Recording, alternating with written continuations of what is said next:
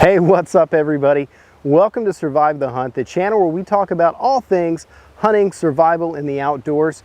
And today I'm at the farm. I'm going to be setting up a new deer feed location, and we're going to show you how I pick a deer feed location, how I prepare that site, and how I optimize my feed locations so that deer use them during the daylight hours.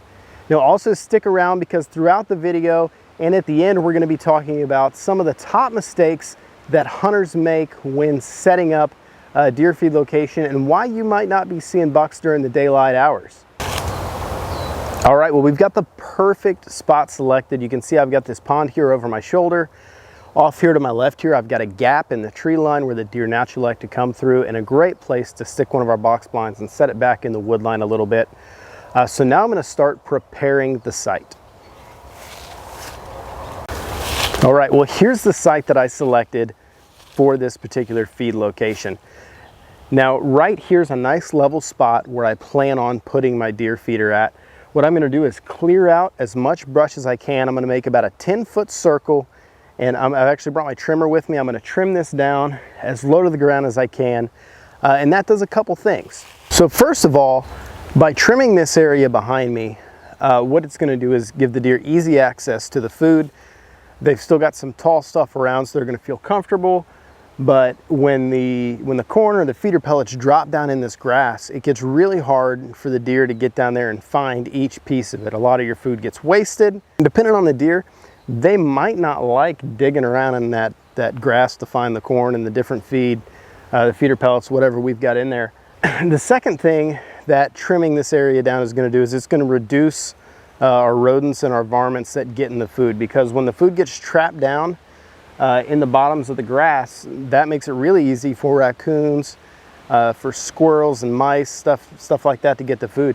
And when the grass is cut down, those rodents and varmints don't feel as comfortable being in there as they would if the grass was high. So we're going to eliminate, or reduce at least, our varmint presence, and we're going to maximize the amount of food that's eaten by the deer. All right, so first I'm just going to get in here with my machete and cut out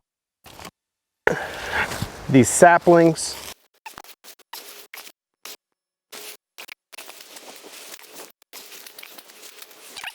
All right, now we're going to take the trimmer, and I'm really going to knock this stuff down.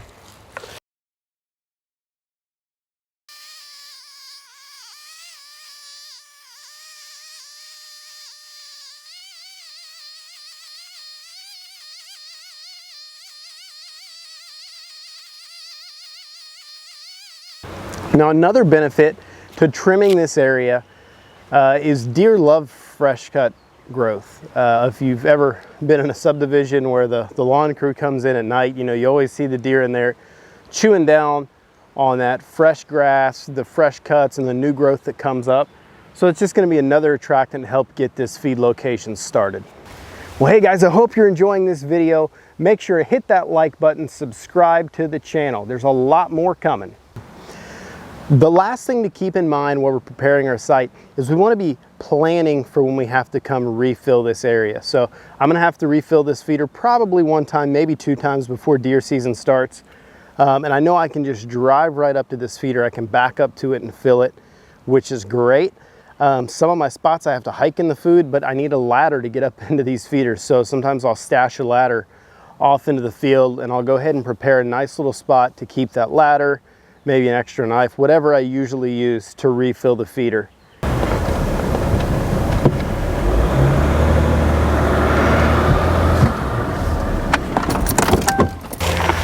Honestly, this feels like cheating a little bit, being able to drive right up the spot.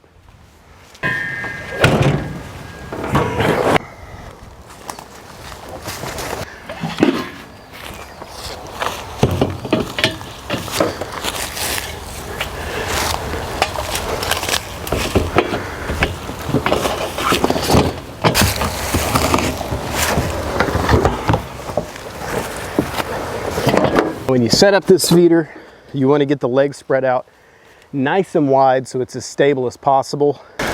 So we talked about setting this up to refill it and maintain the feeder. I'm going to be setting this up where I can back straight up this way and I can still operate this lid either direction.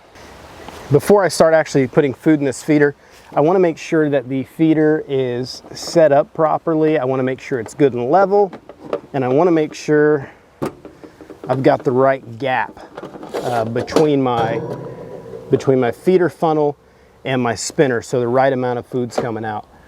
So this is a new feeder for me. So the gap that I'm going to go for, right in here is just about 3/4 of an inch. I think that's going to get me where I want to go and get the right amount of food out every day, but might take some trial and error. All right, today we're going to be feeding this Big Tine fortified deer blend with the nitro in it. I love Big Tine feeds. I use a little bit of everything, but Big Tine always seems to drive the deer crazy.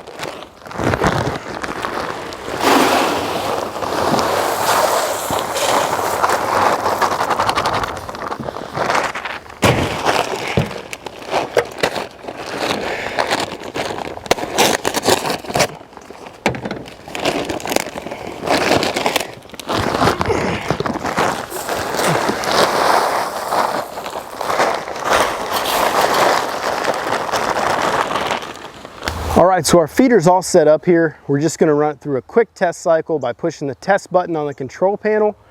It's gonna run it for 10 seconds because that's what I've got it set on. I wanna make sure everything works and everything's set up before I set the timers and leave this one go. And the feeder's gonna count down from 10 seconds.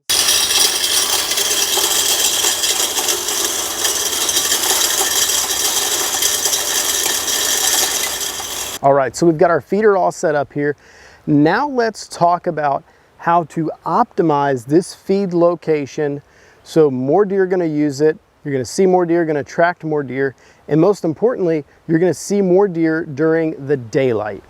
Now, to see true big bucks moving in the daylight, it's not always going to happen, but there are some things you can do to help a feed location like this bring bucks in during the daylight. The first thing you're going to want to do is find out what your deer like to eat. I've been in areas where deer just love to eat corn. I've been in areas where they don't touch corn. I've been areas where they just want protein pellets or feeder pellets. Like I mentioned before, the Big Tine fortified deer blend has always worked well for me. I've loved it. The deer always seem to like it, and it always seems to be something that really gets the sweet tooth of those big bucks. So it is something I continue to use, but what I'll do here over the next month is try a couple different kinds of feed in this and see if there's one that produces better results than the other. I'm gonna monitor this with a SpyPoint cellular camera, and it's gonna tell me in real time what's going on at this site, if there's any changes I need to make, or if a big buck comes in and he's really liking what he's seeing. Something else to consider when we're thinking about using these feeders and really going to optimize daylight usage and daylight activity of those big deer is the amount of food that our feeder's throwing out. If we use too much food, there's never going to be any competition for it. And if we already found out what our buck really likes, we want to make sure that buck thinks that he's got to get in here and grab a bite to eat if he wants to satisfy his sweet tooth before all those does and those younger bucks get in here and eat everything up. In this area, I've got quite a few deer. I'm going to try and set this to where it's maybe 1.5 pounds to 2 pounds of food per day with my 2 feed settings. I'll adjust it. I'll monitor my trail cameras and I'll adjust how long the deer are hanging out here. Really keep an eye on it, and I'll adjust that food setting as we go throughout the year a little bit. The third and final point for optimizing daylight deer activity is going to be our feed times. Again, this kind of goes back to the amount of food that we're putting out. We want to make these deer come in here and compete for this food source. They've got plenty of food. They're not starving to death. If this is their favorite snack, I want them to have to compete with other deer for it. So I'm not going to set this at first or last light when the deer are usually moving. I'm going to set this feeder for 10 a.m. and 5 p.m. Right now it's the middle of summer, so that's about 4 hours after sun up and about 4 hours before sundown. So this is going to throw in the middle of the day. Do I expect deer to be in here browsing in the middle of the day? Maybe every now and then, but it's going to make those deer move instead of the last 30 minutes of light, maybe 15, 20 minutes earlier, because they want to get in here and beat all the other deer to this food. And now this also goes to one of the biggest mistakes that I see hunters make when putting out a deer feeder, and that's setting the timer for first and last light. If a deer is within 20 or 30 yards of this and it fires off, it may spook the deer. It may not. They might be used to it, and that's okay. But more often than not, it's at least going to make them think about what's going on.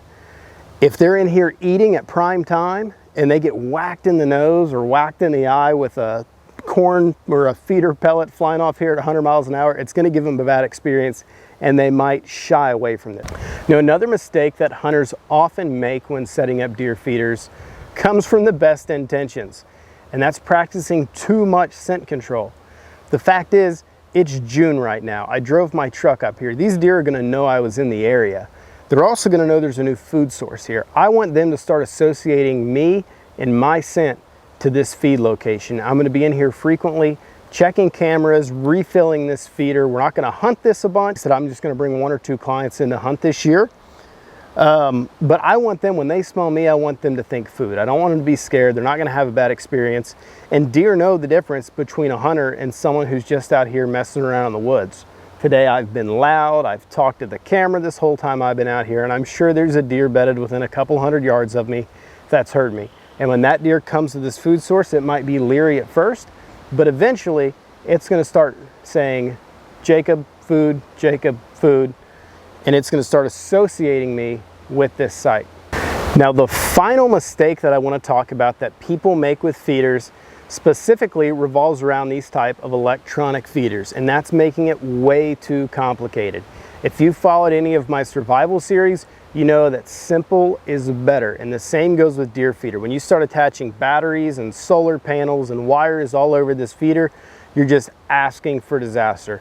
We're going to be in here enough refilling this feeder where we can check batteries. I'm running cellular cameras, hopefully you are too, and that camera will pick up the movement of just the spinner going off every time. So I'll know every day if that spinner is going off or not.